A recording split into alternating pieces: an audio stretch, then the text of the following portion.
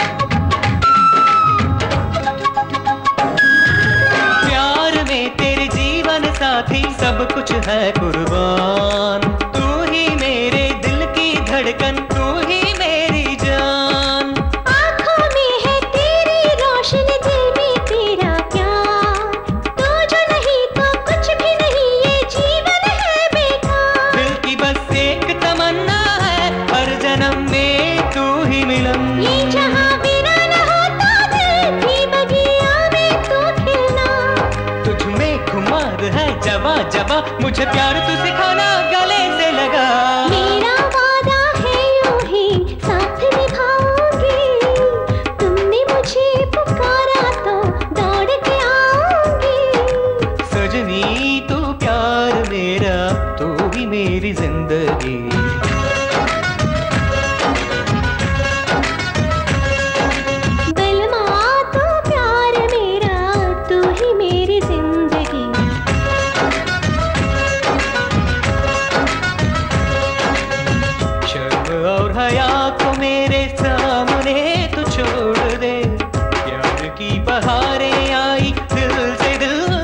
चमन तुमसे ही महके बदन फूलों सा तेरा, धड़कने थम न जाए बाहों में आ जा जा। सजनी तू प्यार मेरा, तू ही मेरी जिंदगी।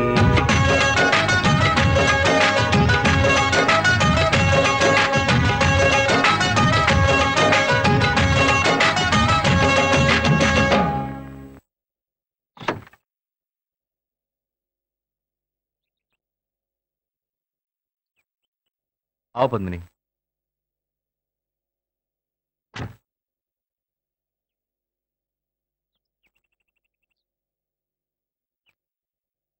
हमें माफ कर दीजिए। कोई बात नहीं, अरविंद ने मुझे सब कुछ बता दिया। दुआ करता हूँ जो भी उसने कहा वैसे ही हो। ओके ओके ओके, इसी के साथ ये समस्या खत्म। अब रह गई है अमृता की समस्या। जब से हम शहर से लौटे हैं, मुझे और चंद्रू को देखते ही वो अपनी स्कूटर से भगाती है। या तो उससे उसकी स्कूटर छीन लो या फिर इससे उसकी शादी करावे। चुप हो जा। ए, तू चुप रह। अब भी तुम्हारी शादी को टालना अच्छी बात नहीं होगी। फौरन माँ बाप से बात करके इनकी शादी का इंतजाम करना होगा। ये हुई ना बात। जस्टिस श्री राजशेखर जी की सुपुत्री अमृता की शादी अरविंद का दोस्त चंद्रशेखर के साथ सबकी मर्जी से खुशी खुशी तय की जाती है। ठीक है ना संधि साहब? कमाल है, लड़के का भाई लड़का वाला बन गया। Okay proceed. सुनो स्कूटर वाली सिस्टर, जरा शर्माओगी तो दो बातें कहता हूँ। हाँ बस बस बस, जलेबी जैसे लड़के को गुलाब जैसे लड़के के हवाले कर रहा है। आज तक किसी भी लड़की की तरफ आंख उठा के भी नहीं देखा मेरे दोस्त ने। श्री राम जी का अवतार है, पता नहीं तूने कैसे पटा लिया। ये लीजिए। तू भी ले ले शगुन। Thank you.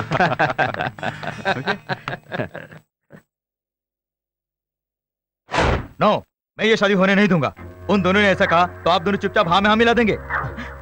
माँ माँ माँ माँ, बचपन से अमृता मेरी दुल्हन बनेगी कह कहकर तुम लोगों ने मेरे मन में सपने सजाए थे ना। अब कोई रास्ते का भिखारी आकर उसका पति बन जाए तो मैं वो देखकर चुप रहूंगा। तेरा दिमाग खराब हो गया।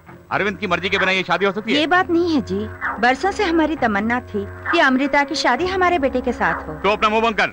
ये नालायक जल रहा तो ऊपर से घी डाल रही है। बस, अब आगे क्या करना होगा ये मुझे मालूम है।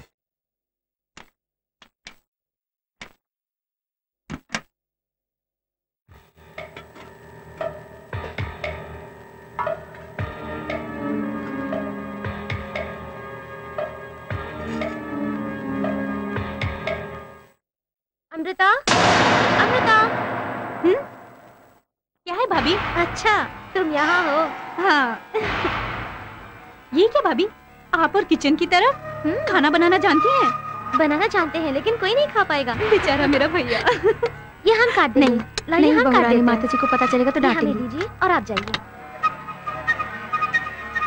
अच्छा, तुम्हारी मंगनी के दिन सरोज आंटी का चेहरा उतरा हुआ था, क्यों? तुम्हारी चंद्रू के साथ शादी करना उन्हें पसंद नहीं? कैसे पसंद आएगा? उनका एक नालायक बेटा है ना, उससे मेरी शादी करवाना चाहती हैं वो। यानी उस गौतम से? उसी से, उसी मनहूस से। और वो गधा जब देखो लाड टपका के मेरे पीछे पड़ा रहता है। जितना भी डांटो कोई लाज शर्म नहीं। उस शैतान से मैं शादी करूं? मैं शैतान? सच तो ये है, उस जैसी से शादी करने से तो बदन पे केरोसिन डाल के खुद को जलाना बेहतर है।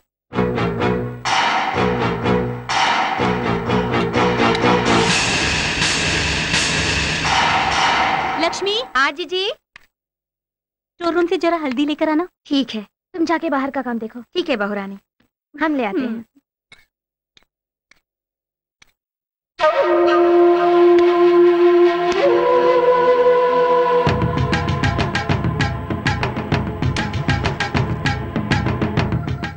क्यों रे, मुझसे शादी करने से बदन पे केरोसिन डाल के खुद को जलाना बेहतर है तो जल जा।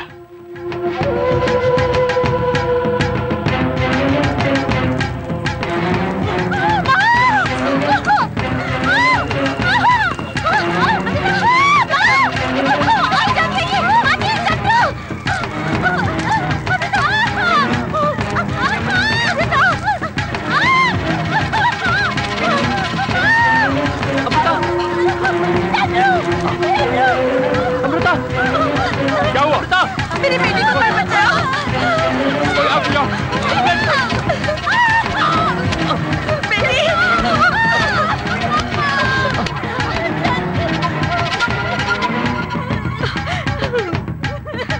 ठीक तो हो ना तुम?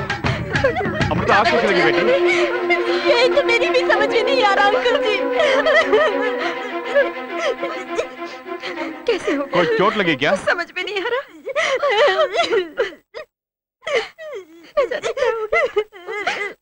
चलो हमारी किस्मत अच्छी थी, सब ठीक हो गया। रो मत बेटी, कुछ नहीं हुआ। सब बैठ के क्या देख रहे हैं? अमृता का हॉस्पिटल ले चलते, चलिए जल्दी ले आइए। रुक जाओ। अमृता, जब तुम खाना बना रही थी तब इस खिड़की के पास कोई आया? मैंने किसी को नहीं देखा। तुम लोग यहीं थे ना? तुमने किसी को देखा? हम यहाँ पर नहीं थे बाबूजी। क्या कहा? तुम लोग यहाँ पर नहीं थे? रसोई का काम छोड़कर बाहर कहाँ मर गई थी? हम दोनों यहीं पर थी माँ जी। बहू रानी ने हम दोनों को बाहर भेज के बाहर का काम देखने के लिए कहा। सच माँ जी, उन दोनों के सिवा यहाँ पर कोई भी नहीं था। बस कीजिए, कुछ मत बोलिए। कोई कुछ नहीं जानता, यही ना? मैं सबसे एक बात कहना चाहता हूँ, वो चाहे जो भी हो, ये काम यही बंद कर दो। तुम तो ऐसा कर रहे हो कि किसी ने जानबूझ के किया हो। बिल्कुल, किसने जानबूझकर ही किया है। ये देखिए, सब आगे है तो पीछे साड़ी के पल्लू को आग कैसे लगी? चंद्रू, रसोई घर में स्टोव के अलावा और कहाँ से आग लग सकती है बता? 20 सिर पैर की बातें मत सोचा करो। ये बेसिर पैर की बात नहीं है।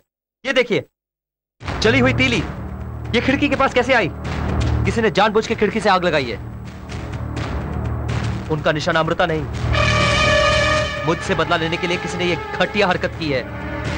ये क्या चंद्रू, घर के लोगों पर शक कर रहे हो? घर के लोगों पर ही नहीं, बाहर से आए हुए नए लोगों पर भी मेरा शक है। घुमा फिरा के क्यों कहते हैं? साफ साफ कहिए ना, इस घर में नए नए हम आए हैं, हम पर ही शक कर रहे हैं ना? मैं किसी एक प्रत्येक व्यक्ति पर इल्जाम नहीं लगा रहा हूँ। नहीं, आप हम पर ही इल्जाम लगा रहे हैं। ये मेरा इरादा नहीं है। जिसने ये किया मैं उसी को बताना चाहता हूँ।